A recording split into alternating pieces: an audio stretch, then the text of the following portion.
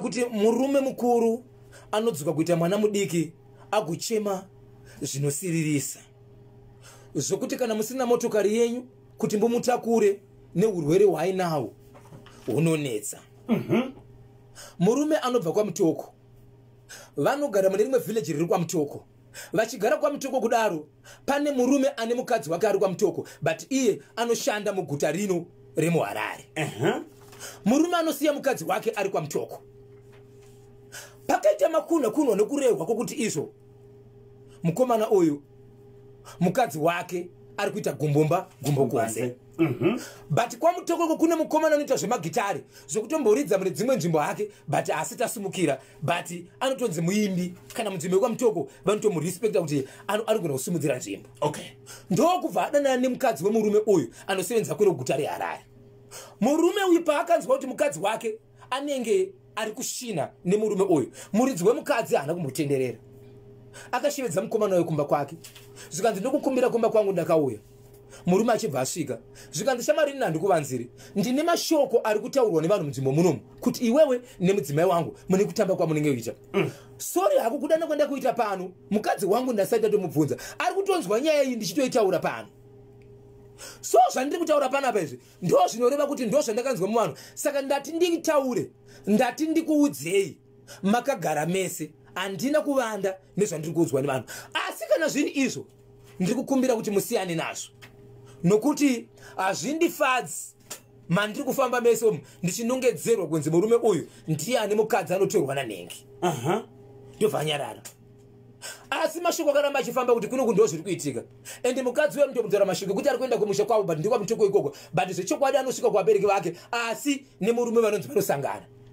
Nyaya yanetsa izvezvi ndiye kudai murume iyeye ane 2 weeks achirwara asi marwariro aari kuita ndiye kuti iye paanoenda kuchimbuzi kunorasa mvura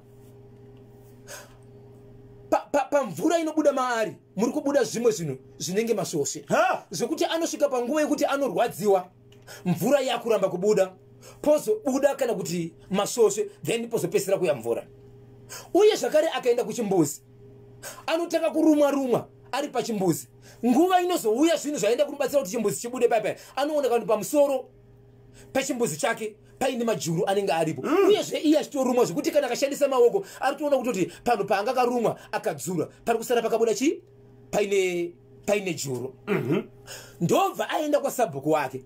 Sabhuku ndiri kukumbira kuti inini zvandiri kunzwa pana pamarwere vandinawo ndiri kuona sokuti zvandakaita ndo zviri kukonzesa but ndakambotsiurwa. Ndiri kukumbira mundisanganisire nemurume uyu.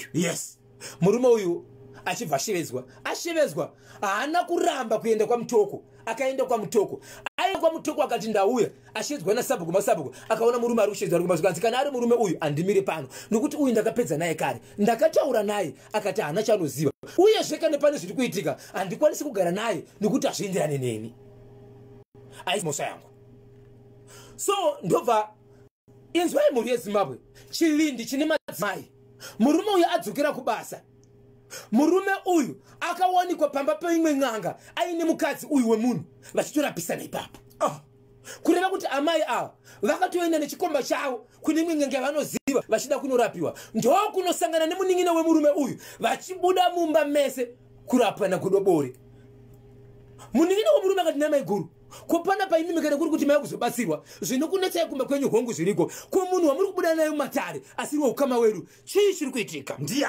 Ndiani mukomana ndokufonera mukoma wake zvikanzi kana zviri izvo hongu neniwo ndinovimba kuti zvandakaita zvaita kana vakufamba kuenda kukunosvika kudaro. So pakazoitika mashoko ekuti izvo murume uyu anenge akataura kuti inini kana pane zviri kuitika ipapo handizvizivi zero ndakatoendawo kwanhenge kana kuri kuti pada zvogadzirwa ndokwaanotoenda akabvisa mari yake ikoko saka inga anobvisa mari yake. So murume uyu wokwaMutoko apinda mukati meguta reHarare nhasi muri yeZimbabwe kune vaona munhu uyu ari padhuze nepaground reparufaro mushure mekunoburukira mabhazi kumabhazi kwerenge kwaMutoko. Aburukira kwerenge kwaMutoko azotakurwa nevakomana vechingoro achinzi kwaari kuda kunobatsirwa pane mota yachazomutora. Ndobva aendeswa kusaidi rekuground rekurufaro stadium achinzi pamuchamira. So zvazoitika ndezvekuti izvo munhu anova ndiye muridzi wemukadzi azofonera zvakare kwaakaenda kwekuti munhu uye ari kunzaya kuHarare anogona zvakare kuuya kunani kwamuri nekuti ndini ndakakonzeresa mota iyi haina kuzouya. So vanhu vakawanda vangachingomira vachiona murume. So murume uyu angasisa nyari angachibvisa hembe yake achiudza vanhu kuti honai zvandiri, honai zvandiri, honai zvandiri, honai zvandiri. Saka iko zvine zvitamirira kuti iye angachitoshevedzerawo achiti ndoda kuenda kwanhenge ndiri kunzi ndokwandakaita sei kwandakagadzirwa, asi angachishevedza nezita.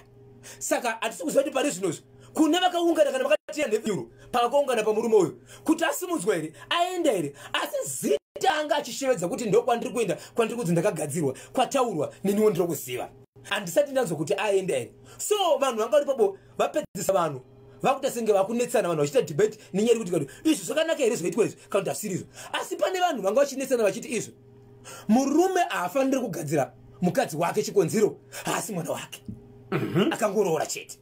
Vamwe vachishevedzera vachiti iwo ini ndakapedzisa mari yangu ndakanoroora ndikabvisa mari yese ndichiti mukadzi wangu ndega, asi mukadzi uyu ari kubuda achienda kune vamwe varume, ndoita sei kana achindichita ndozvatogona kuita.